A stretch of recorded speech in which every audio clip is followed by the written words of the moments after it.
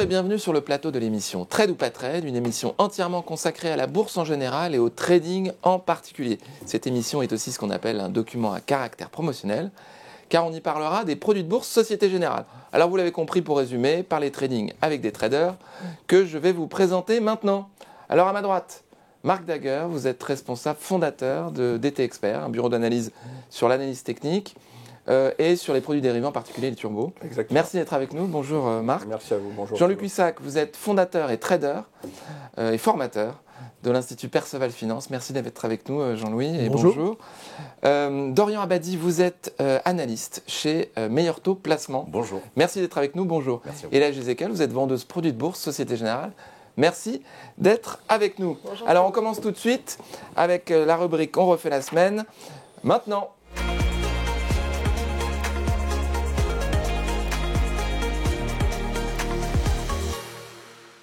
On refait la semaine avec, pour commencer, Dorian Abadi. Vous allez nous parler de Eramet. Vous êtes intéressé à cette entreprise sur les dernières semaines. Est-ce que vous pouvez nous expliquer pourquoi ? Pour plusieurs raisons. La principale, toujours dans ce contexte de long terme, c'est l'un des fleurons français dans les minerais, grandes minières également présentes dans les métaux. Au niveau des minerais, c'est singulièrement le manganèse et dans une moindre mesure le nickel. C'est une valeur extrêmement volatile, cyclique par essence, et qui a donc connu un parcours boursier en dents de scie ces derniers mois.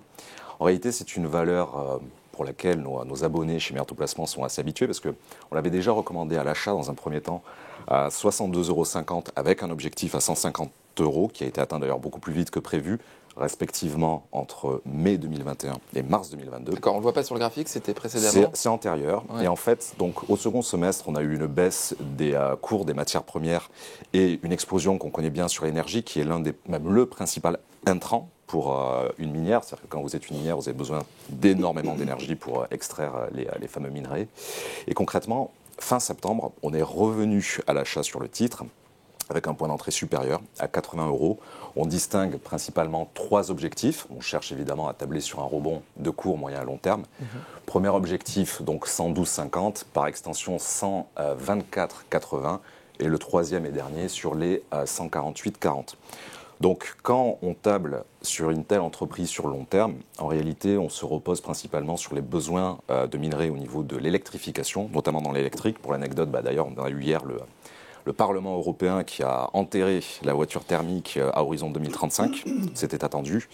Et donc, en fait, on a des besoins colossaux pour les prochaines années au niveau de la construction, des voitures électriques singulièrement, mais plus largement, même si on n'électrifiait pas le parc automobile, juste au niveau du développement économique des pays émergents, il y a des besoins titanesques. C'est même, pour l'anecdote, assez délirant, la décorrélation totale qu'il y a entre l'offre et la demande.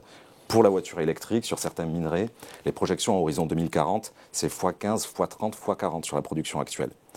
Et Eramet, quand on s'intéresse un peu donc à son bilan, une société extrêmement bien gérée, mais qui prétend en tout cas avoir sous le pied 40 à 50 années de ressources. Donc vraiment, il y a un potentiel de rebond à court terme, techniquement, qu'on peut amplifier donc avec l'effet de levier de turbo, mais aussi un potentiel intéressant à long terme. Et certainement plus rapidement qu'on peut le supposer. Et un dernier mot quand même, parce que tout n'est pas rose, c'est une valeur cyclique, donc très volatile, dépendante évidemment de l'évolution du prix de l'énergie et des matières premières. C'est une valeur aussi qui est exposée au risque politique, parce que les principales mines de Eramet sont basées au Gabon, en Argentine et en Indonésie, donc des pays où la situation politique et fiscale peut évoluer du jour au lendemain pour grossir le trait. Et voilà, et encore une fois, cet intrant essentiel qui est celui de l'énergie. Donc le rebond a commencé. Je rappelle, on est rentré à 80, aujourd'hui on est autour des 106 et on pense qu'il y a encore du potentiel tant sur le court que sur le long terme. Vous parliez des ressources et des matières premières. Marc, lui, s'est intéressé au gaz naturel. Oui, tout à fait. J'allais le dire qu'on était resté dans le domaine des matières premières. Là, j'ai voulu revenir sur quelque chose qu'on avait vu ensemble lorsque j'étais passé en plateau il y a un mois environ. Oui, vous aviez déjà pris position sur le gaz naturel. Absolument. On s'était positionné pour jouer plutôt le biais qu'on sentait baissier. On a ici techniquement une configuration qui est assez révélatrice chez nous, analyse technique, c'est-à-dire cette espèce, vous voyez, de sous-coupe de baisse, de ce qu'on appelle nous un rounding top, où on voit que les cours... Ce qu'on voit sur le graphique, Oui, c'est-à-dire... c'est à la fin de la théorie de dos, vous voyez, les plus hauts sont de moins en moins hauts finalement. Le momentum haussier commence à diminuer. On sent que les cours sont en train de, sinon de faiblir, en tout cas que la lutte entre les acheteurs et les vendeurs est plus importante. Et finalement, il y a une sorte de craquage avec des supports qui sont finalement enfoncés et qui entraîne une accélération baissière assez propre. Et c'est intéressant aussi de revenir là-dessus pour nous parce que j'ai écouté ce que disait Dorian. C'est très intéressant parce que voilà, il a avancé énormément de données fondamentales qui sont très justes, très propres. Et on voit que finalement, le fondamental et le technique sont des choses qui peuvent être tout à fait complémentaires, qu'il n'y a pas de vérité absolue en bourse. Et on pourrait se dire, bon, est-ce qu'avec ce qui se passe, est-ce que l'énergie, ça ne va pas à nouveau reprendre? Est-ce qu'on ne va pas rentrer à nouveau? On est toujours dans un conflit géopolitique qui n'est pas encore totalement terminé. Pour autant, on a un biais baissier qui a été véritablement avéré, puisqu'on est aujourd'hui, je pense, sous les 2,5. C'est-à-dire que notre objectif de 3,59 a été largement atteint. Donc, effectivement, on avait envie de revenir sur ce... C'est à quel horizon l'objectif de 3,59 ? Mais en fait, là aujourd'hui, on est déjà en dessous. Hein.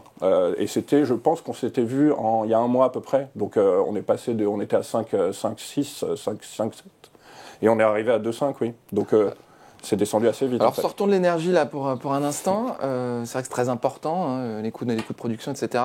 Pour aller plutôt vers l'indice CAC 40, votre indice de prédilection, Jean-Louis, il ne veut pas baisser.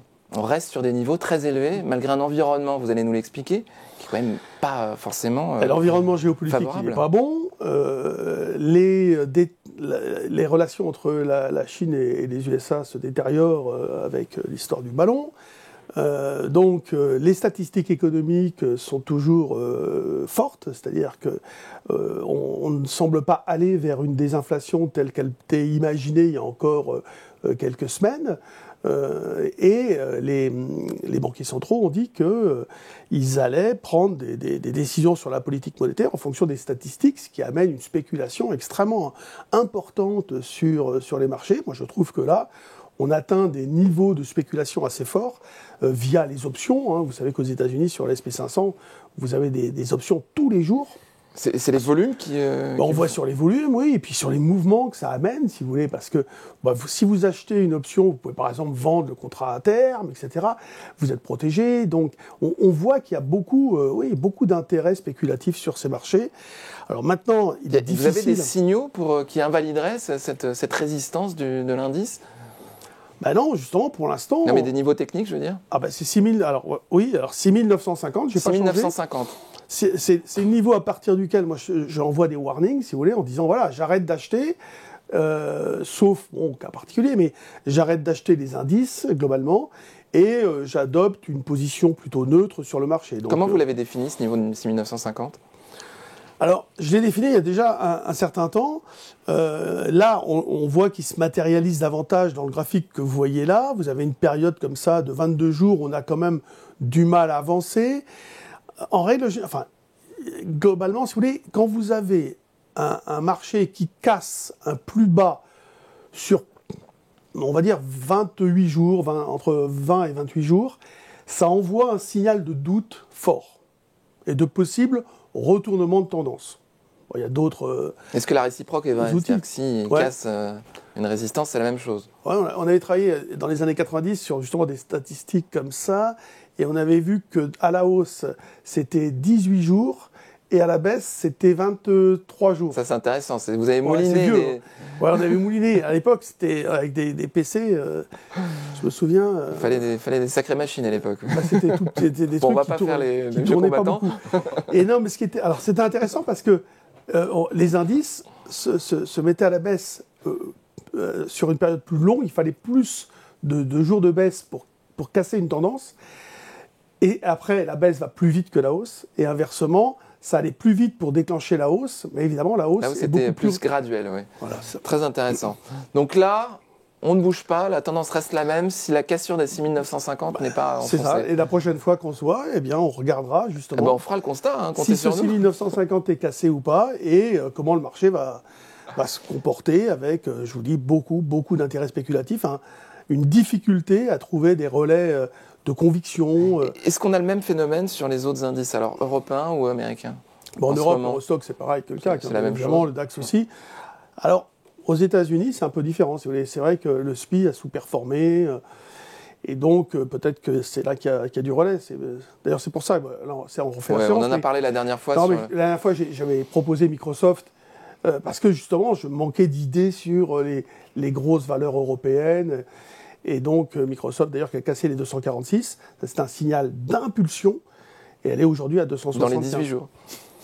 Ah, ben ça c'est fait. Bon, regardez, je ne suis pas le nombre de jours, mais c'est un peu nerveux, les États-Unis, un peu plus nerveux. Merci beaucoup, Jean-Louis. Merci, Dorian. Merci, Marc. On va passer à la rubrique Le Zoom sur.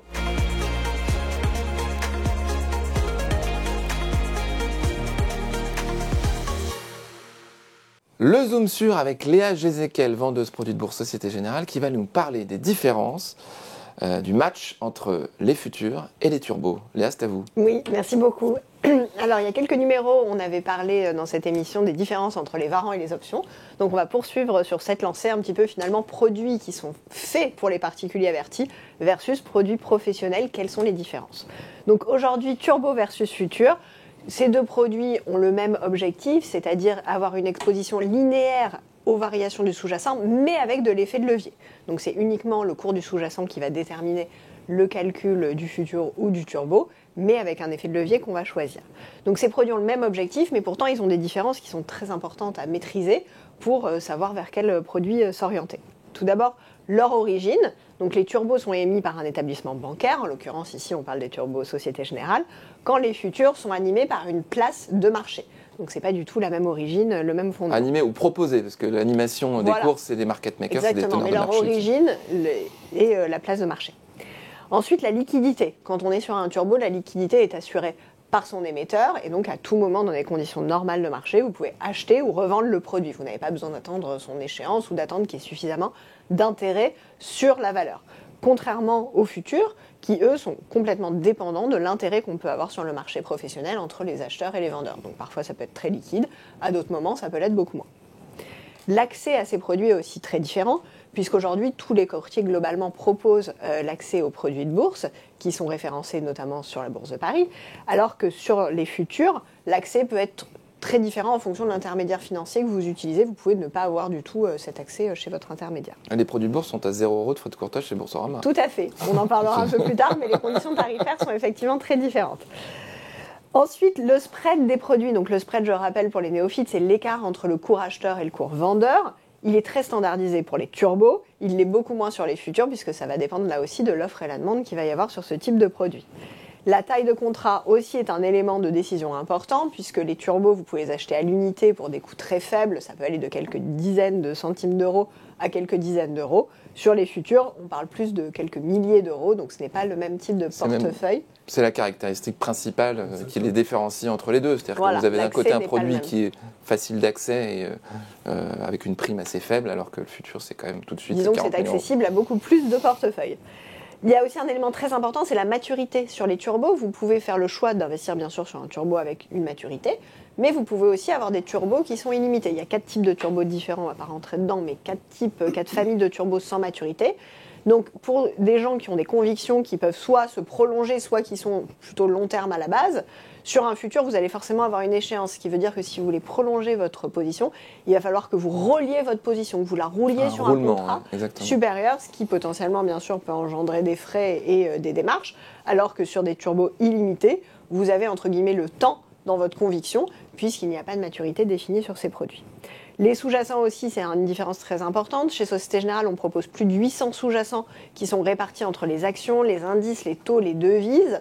Donc vous avez vraiment énormément de choix sur les supports d'investissement, alors que sur les futurs, globalement, vous avez que les indices et les matières premières. Donc là aussi, c'est pas le même spectre d'investissement. Sur les actions, je rappelle qu'il y a des actions américaines, par exemple. Exactement, européennes, suisses, enfin tout type d'origine. Le risque aussi est très différent, et ça c'est un point majeur qu'il faut bien avoir en tête, c'est que sur les turbos, le risque maximum, c'est l'intégralité du capital que vous avez investi. Alors c'est déjà un scénario relativement catastrophe, on est d'accord, mais sur les futurs, vous avez un système d'appel de marge en fait, pour pouvoir continuer à investir quand vous êtes entre guillemets en tort sur votre scénario d'investissement, et ces appels de marge peuvent aboutir à une perte qui va au-delà du capital que vous avez investi. Donc là aussi, vous êtes sur un risque qui est bien plus important. Et enfin, les coûts. Attention, comparez les frais. Vous avez beaucoup de courtiers, notamment Boursorama avec l'offre Bourso Markets qui vous propose d'investir pour 0 € de frais de courtage sur les produits de bourse. Ce n'est pas le cas sur les futurs. On rappelle que les produits de bourse présentent un risque de perte en capital. Tout à fait. Comme les futurs, en cours de vie et à l'échéance. Merci beaucoup Léa, c'était très intéressant. Maintenant, on va passer à la rubrique le coup de cœur des traders.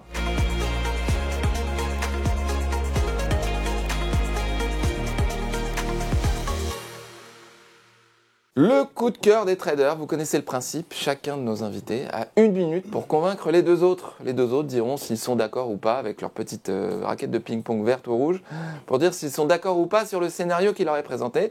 1 minute pour convaincre, c'est le coup de cœur des traders. On va commencer par Dorian Abadi. Dorian, allez-y, on va mettre le chronomètre, c'est bon, j'ai les 60 secondes qui apparaissent sur l'écran. 3, 2, 1, c'est à vous. Téléperformance, pour 2 raisons principales, on le voit très nettement sur le graphique. Fleuron français, injustement massacré le 10 novembre dernier, après une enquête du ministère du Travail colombien sur des soupçons de pratiques envers les salariés locaux du groupe vis-à-vis de la modération de contenus très sensibles. Bref, c'est une activité relativement marginale pour le groupe, une épine dans le pied qui a été récemment retirée. Et donc, quelques jours après, quelques séances après, on a tablé sur un rebond qui était déjà amorcé, en investissant sur les 235 €. Plusieurs objectifs, 255, pas incroyable puisqu'on est dessus, donc déjà un niveau atteint. Par extension, on a les 276, 298, sur le long terme, 333 €. Ce premier objectif à 276 peut bien sûr être amplifié par l'effet de levier du turbo. Et globalement, voilà, on a déjà eu une très belle amorce de rebond. On pense qu'il y a encore un peu de potentiel, que ce soit pour du court, moyen ou long terme. Parfait, vous êtes parfaitement en ligne avec les 60 secondes qui vous étaient attribuées. On va maintenant interroger Jean-Louis et Marc pour savoir s'ils sont d'accord ou pas. Ah, il y en a un qui hésite là. Ouais. Alors, on va pas commencer par vous, on va commencer par Jean-Louis. Alors, déjà, j'ai pas compris si j'achetais ou pas là. On achète, bien sûr. Tu as des objectifs supérieurs à la donc j'achète cotation à 260. actuelle. Tu peux le faire aujourd'hui. Tu vas avoir un premier potentiel limité à 276. C'est cher aujourd'hui. Idéalement, notre prix, 235. Okay, si jamais il y a. Mais oui, tu achètes. Voilà, ok, c'est ça l'idée. Non. Non, pourquoi ? Parce que ça a beaucoup, le cours a beaucoup progressé. J'ai pas, dans la configuration de marché, un stop loss proche. On le met toujours en dessous de notre prix d'entrée. Je n'ai pas eu le temps de l'évoquer, mais effectivement, en dessous des 235, on invalide le scénario. Ce qui peut-être est trompeur sur la capture d'écran, c'est qu'on est ça fait loin déjà. Pas tant que ça par rapport aux objectifs évoqués. 260, 230, ça fait plus de 10%. Tu es très loin surtout des plus hauts. Ouais, voilà. Il y a quand même quelque chose un peu de cassé chez Téléperformance. Moi, c'est vrai que dans la grande descente, là, j'ai acheté pas très bien à 195. Le lendemain, j'avais encore un peu peur et je me posais beaucoup de questions. C'est vrai que ça a été un événement mais violent. Oui. On a eu 20% de... Où pourtant, 30, la direction 30, a réagi très vite, très bien. Il n'y avait rien à dire. Ouais. Mais elle a mis 3 jours à vraiment redécoller. Et c'est le 4e qu'elle est repartie, on va dire, au-dessus des 200. Bon, là, moi, ce que je trouve, c'est que j'ai l'impression que, si vous voulez, et on est tous dans ce cas-là, on manque d'idées fortes, je trouve, et on prend le risque d'acheter des valeurs trop chères. Voilà. Donc je pense qu'elle est trop haute, trop chère, et que c'est pas maintenant qu'il faut l'acheter. Peut-être qu'en effet, si elle baisse vers 230 et quelques, 233, pourquoi pas ? Parce que là, graphiquement, il y a quelque chose, en effet. Mais là, aujourd'hui, la réponse est non, donc. Très bien. Marc ? Je vais être un peu plus nuancé. J'étais assez d'accord avec Dorian en général. C'était une valeur sur laquelle j'avais envie de revenir, mais sur laquelle ça a été un peu compliqué pour d'autres raisons. Et techniquement, moi, là, je vois un potentiel aussi à très court terme, mais qui n'est pas aussi important que ce qui était annoncé. Je pense que le vrai point d'entrée pour aller aussi haut sera un peu plus bas. Voilà. Donc dans le directionnel en plus long terme, je suis assez d'accord. Dans le timing d'intervention, j'aurais peut-être attendu un petit peu. Voilà. Très bien. Une réponse ? Je rejoins le fait que ce soit au prix actuel un peu cher, vu que le premier objectif est à 276. Si effectivement on a ce retour sur point d'entrée à 235, moi je sais que je vais renforcer. Graphiquement, il y a peut-être quelque chose à 250 aussi ? C'est un niveau rond, c'est un niveau psychologique. De mon point de vue, c'est pas forcément un gros niveau technique comme peut l'être justement celui des 230, 235. D'accord. Et au-delà du court terme, pour moi, le potentiel technique nous fait, même sur le moyen et le long terme, revenir au-dessus des 300 € sur cette pépite française. Très L'achat bien. agressif, c'est 245, c'est l'épaule du mois d'octobre, là, le petit point bas du mois D'accord. d'octobre. Ah oui, je vois. Très bien. Marc, c'est à vous. On va préparer le chronomètre. Oui, attention, Ouais, vous je êtes suis surpris. Non, pas du tout. Ah non, j'ai toujours été dans la minute, moi. C'est bon, je suis pas de... Parfait, alors 3, 2, 1, c'est parti. Marc, vous allez nous parler de Carrefour. Oui, je vais vous parler de Carrefour. Alors en amont, parce que je pense que j'aurai le temps, on a écouté ce que disait Jean-Louis sur le CAC tout à l'heure. On voit qu'on est tous en train de se demander quel est le potentiel de hausse. Et je pense que nous, traders qui avons un peu l'habitude, on est dans ce qu'on appelle une période de stock picking où on peut avoir des valeurs qui baissent, d'autres qui montent. On n'est pas dans une tendance globale de marché où on va avoir un mouvement haussier global ou un mouvement baissier. On a décidé, nous, de se positionner sur Carrefour à la baisse. Ça rejoint un peu ce que je vous disais sur la configuration qu'on avait sur le gaz naturel. Alors là, c'est pas exactement la même, mais on voit que Carrefour a du mal à vraiment repartir, à retrouver un momentum haussier. On a, nous, un niveau qu'on appelle un overlap qui avait été légèrement dépassé. Vous voyez, au niveau des épaules, là, ce qu'on appelle les épaules, on a une formation qui pourrait être une épaule tête épaule. Évidemment, la validation d'une telle figure doit passer par la cassure de la ligne de coup, mais nous, on a l'habitude d'anticiper un peu parfois certains mouvements parce que dans le timing d'entrée, en termes de ce qu'on appelle le risk-reward, on a un objectif d'entrée qui est quand même proche de notre stop, puisque le stop va se trouver au niveau des épaules. Et par la suite... Ah, pardon, j'ai perdu. C'est fini, Voilà. c'est fini. Bon, très bien. Mais on a compris l'idée, je crois. On a compris l'idée. Dorian, Non. Jean-Louis, qu'est-ce que vous en pensez? Nope. Pour au moins Ah là là là là. Allez, c'est parti, Dorian, dites-moi.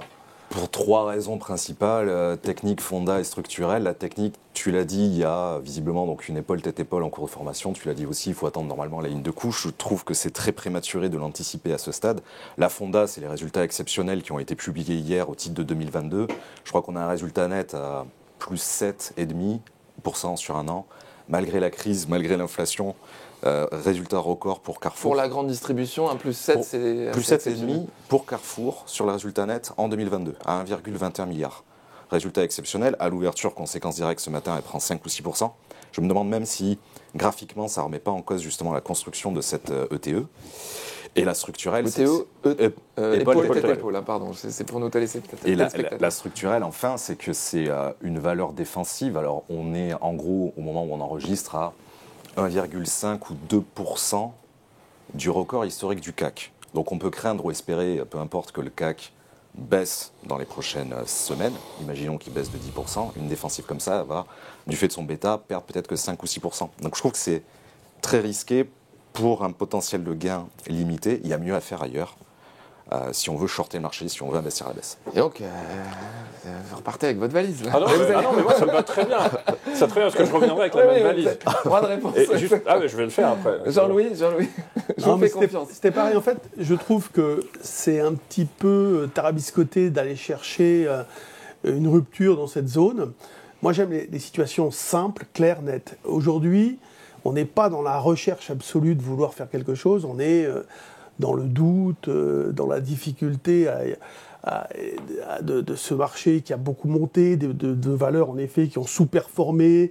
Alors, est-ce que c'est pas une recovery aussi? Est-ce qu'elle va pas repartir, etc.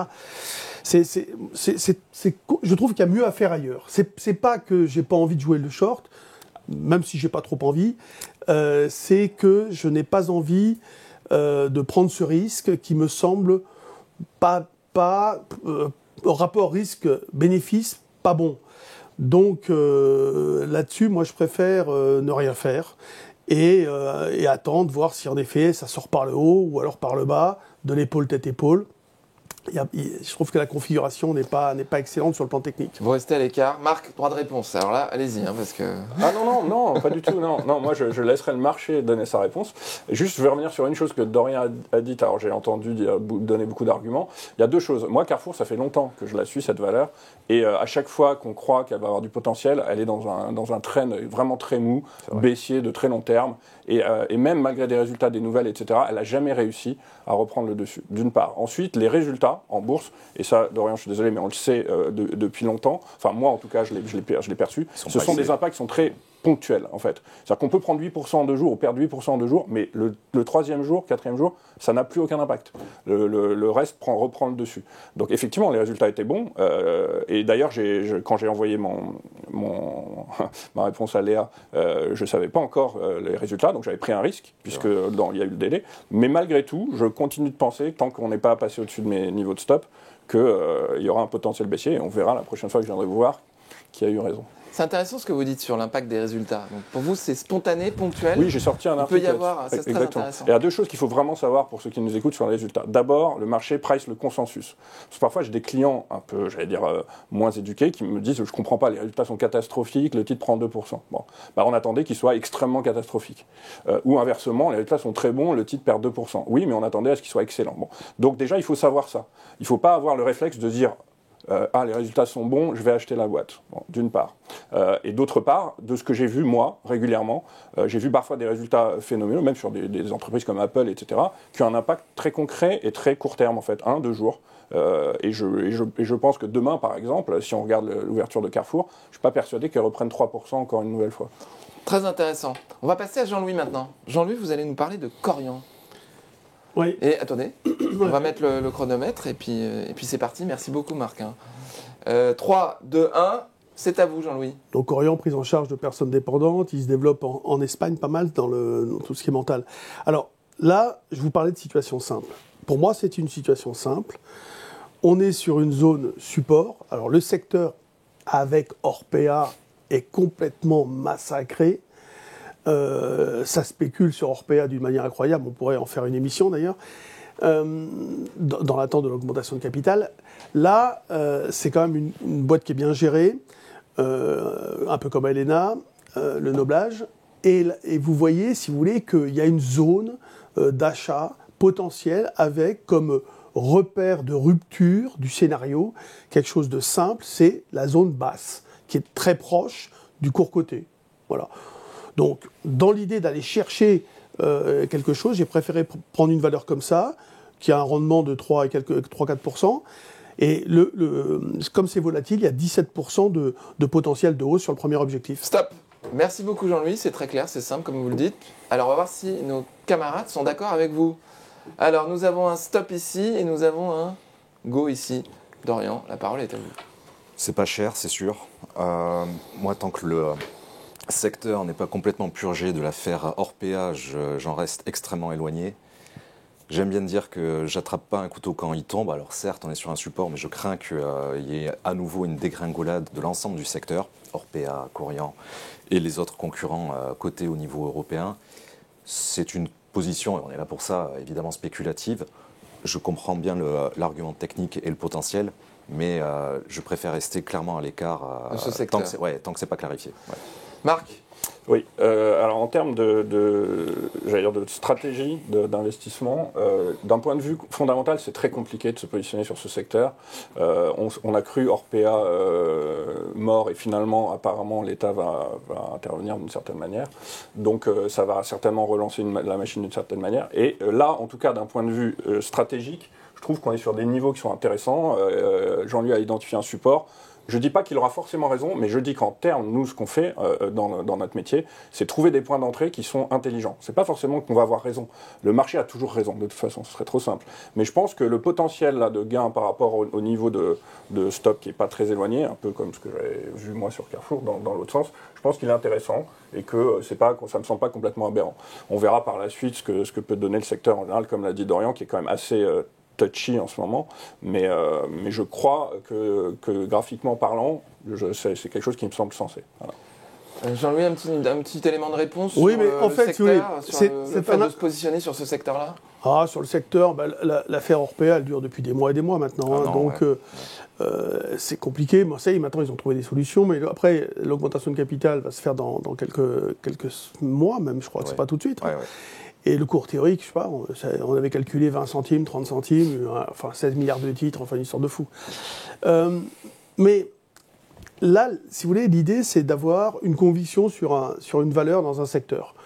Donc, c'est sûr que si le CAC 40 dévisse, si l'ambiance générale tourne un peu au vinaigre, peut-être qu'on passera par une phase de baisse supplémentaire, c'est possible. N'empêche que dans le secteur, c'est une bonne valeur. et elle offre un rendement correct, donc c'est déjà quelque chose, une bouée en fait à laquelle se raccrocher. Je pense qu'on peut avoir la conviction de la garder en portefeuille. C'est dans des phases comme ça de dépréciation forte qu'on peut rentrer, et puis on n'est pas obligé de déclencher le stop, on peut la mettre de côté et la laisser vivre et en effet profiter de la sortie qui se fera vers le haut du secteur, de l'ensemble du secteur, qui a déjà quand même pris, il faut le dire, pas mal, beaucoup de dispositions sur lesquelles ils avaient été beaucoup critiqués, etc. Donc, moi, voilà. Alors, par contre, c'est pas du market timing, si vous voulez. Microsoft, je disais 246 achat stop, ça veut dire que c'était le signal d'une impulsion. Ça a marché. C'est vrai que toutes les valeurs, souvent qu'on donnait comme ça sur des niveaux, des machins, qui étaient en train de baisser, ça marchait pas forcément parce que justement, il n'y avait pas le market timing, il n'y avait pas le moment où la valeur était en train de remonter. Donc là, on peut aussi attendre ce momentum et essayer de le définir. Mais ça va peut-être être la rupture par le haut du dernier... Des 10,97 là. Oui, par exemple, mais oui, ça l'a fait payer 10%. En momentum, accélération en français. Et donc, moi je pense que c'est raisonnable si on cherche un support dans le secteur, défensif quand même, bon, il va finir par l'être, même s'il est très spéculatif en ce moment. Donc voilà, c'est pour ça que j'ai proposé cette valeur. Très intéressant. Merci beaucoup Jean-Louis. Et maintenant, on va passer à la rubrique « À vos marques ».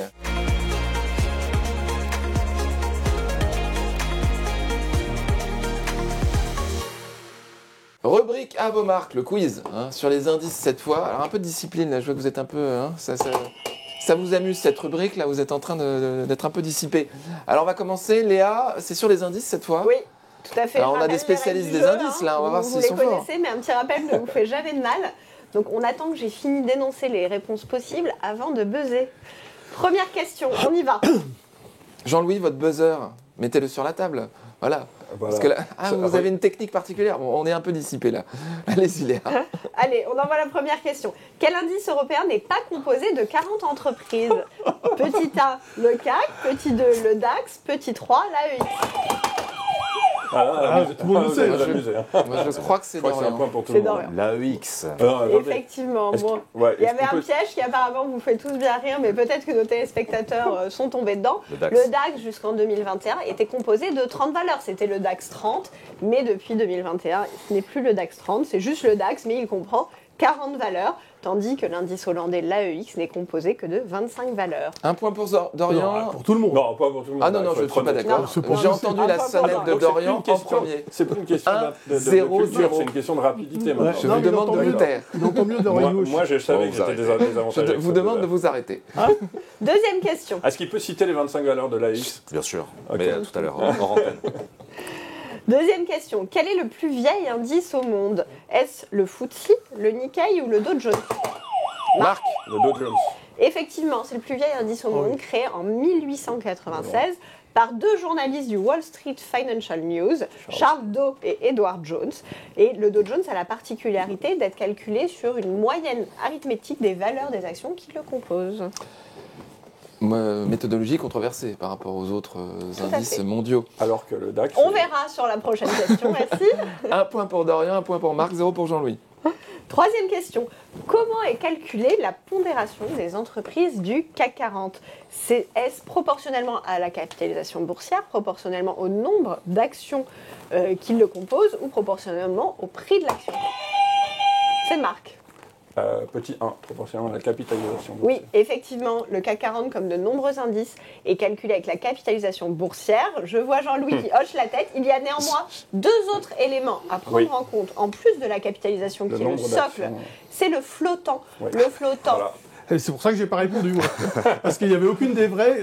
Pour moi, il n'y avait pas de... Je suis assez d'accord avec Jean-Louis. Le flottant. Mais par rapport à ces trois... C'est des éléments additionnels. La base reste quand même la capitalisation boursière des entreprises. C'est le premier critère de choix. Mais à ce critère se rajoute le flottant. Donc le flottant, pour ceux qui nous écoutent et qui ne sont pas familiers avec cette notion, c'est en fait le nombre d'actions qui sont vraiment librement échangeables tout de suite dans le marché. Donc c'est hors participation étatique ou familiale. Et en plus de ce flottant qui doit être important, On a aussi les volumes d'échange qui sont le dernier critère d'intégration au CAC 40. Eh ben, peut-être un petit malentendu sur proportionnement au nombre d'actions en circulation, même si...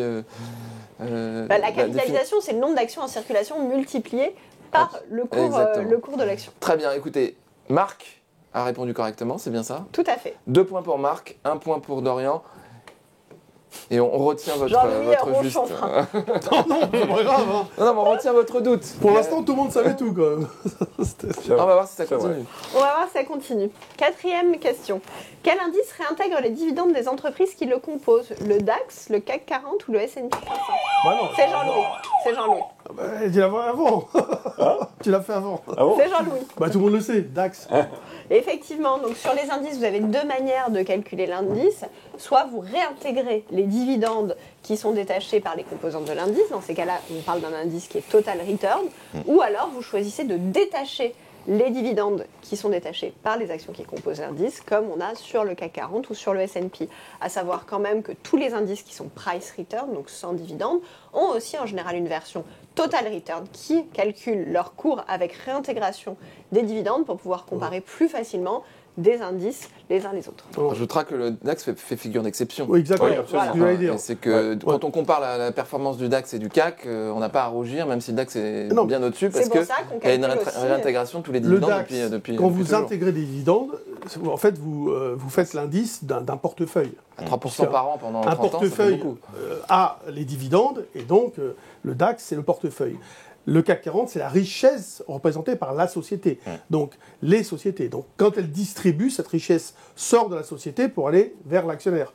Donc, c'est normal que le CAC 40, enfin, que les indices de marché, pour pouvoir comparer le présent avec le passé, notamment faire des analyses graphiques, il ne faut pas tenir compte de l'intégration des dividendes. Sinon, Donc quand on fait une analyse technique sur le DAX, Oui. on prend un DAX il faut savoir la différent. faire. Oui, parce que c'est pas Donc évident. vous prenez un du coup. DAX netté des dividendes. il faut savoir la faire. En fait, non, mais c'est plus compliqué. Oui, mais c'est plus compliqué Sachant que ça. qu'en plus, dans la réintégration des dividendes, il y a aussi une question supplémentaire de savoir si on prend un taux de fiscalité de rétention du dividende ou pas. Donc Non, attention quand on compare les indices, Non. il y a quelques subtilités à avoir en tête. Dernière question. Dernière question. 1 point pour Jean-Louis, 1 point pour Dorian, 2 points pour Marc. Question décisive. Quelle est la fréquence de calcul du CAC 40 Ah. 1 seconde, 15 secondes ou 30 secondes? C'est Jean-Louis. Alors, c'est pas le calcul. Il n'a pas la réponse. mais Si, il c'est a la le droit de publi- pas. c'est la D'accord, publication. parce que vous, ce que vous voulez dire, c'est 15 secondes. Oui. Parce que c'est la publication, en effet. Il est calculé en temps réel. Oui. Mais il est publié toutes les 15 secondes. Avant, c'était toutes les 30 secondes. C'était il y a 2 ans encore, ou Plus peut-être que ça, plus que ça. Le temps passe Un petit vite. peu plus. Oui, peut-être. Donc c'est une réponse correcte. Tout à fait. Bien sûr. Vous aviez quelque chose à Absolument ajouter, correct. Léa? Parce Non. qu'il nous a Rien vous a du déjà tout. tout Jean-Louis a expliqué. été parfaitement clair. Merci beaucoup, merci Léa, merci Dorian, merci Jean-Louis, merci Marc. Si vous aimez cette vidéo, vous pouvez le dire. Et nous vous donnons rendez-vous la prochaine fois, dans 15 jours j'imagine. À bientôt, merci beaucoup.